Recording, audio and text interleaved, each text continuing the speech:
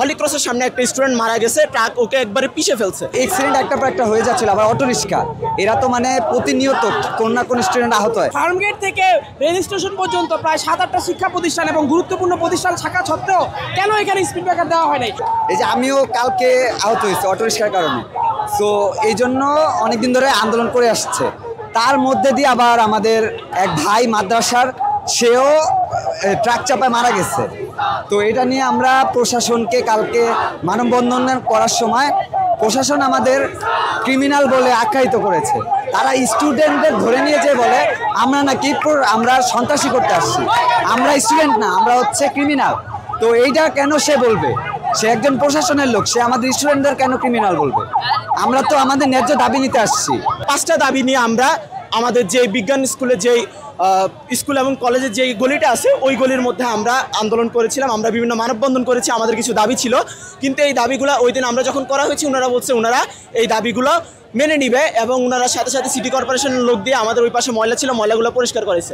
এছাড়া ওনারা 24 ঘন্টা সময় চাইছে যে 24 ঘন্টার মধ্যে ওনারা বাকি দাবিগুলো মেনে নিবে, কিন্তু ওনারা দাবিগুলো মেনে নেয় এবং পরের দিন রাত 11:30টার দিকে হলি ক্রসের সামনে একটা স্টুডেন্ট মারা গেছে, ট্রাক ওকে একবারে পিষে ফেলছে।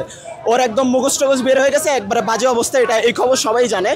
তো এরপরে হচ্ছে আমরা আবারও গতকালকে হচ্ছে যে আমরা বিভিন্ন দাবি তুলছি, তখন হচ্ছে যে ওনারা আমাদের ওইভাবে আটকায় রাখছে। উল্টা আমাদেরকে বলছে আমরা নাকি ক্রিমিনাল, আমরা এখানের মধ্যে বিশৃঙ্খলা সৃষ্টি করতেছি।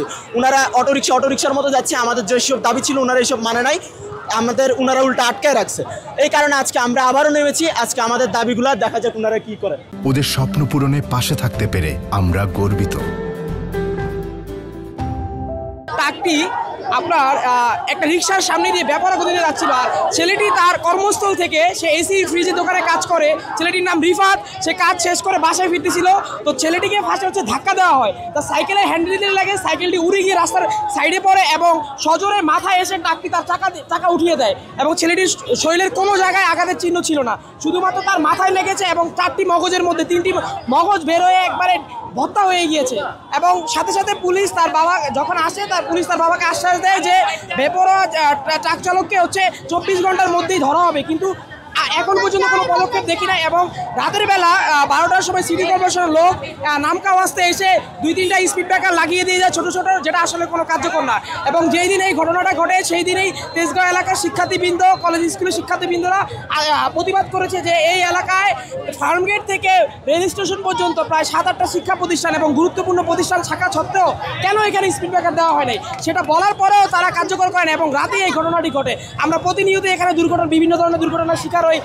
বিশেষ করে হচ্ছে এই ফার্মগেটের মোড়ে আমাদের হচ্ছে বেপরোয়া হারে অটোরিকশার গতি, তারপরে হচ্ছে রাত হলে তেজগাঁও ট্রাক স্ট্যান্ড, তেজগাঁও ডিমের আড়ত, কারণ বাজারের সহ বেপরোয়া গতিতে ট্রাকের চলাচল। মানুষ রাস্তা পারাপার পর্যন্ত করতে হচ্ছে, সতর্কতা অবলম্বন করতে হয়। এইরকম একটি জায়গায় যদি কোনো স্পিড ব্রেকার না থাকে অবশ্যই সচরাচর দুর্ঘটনা ঘটবে।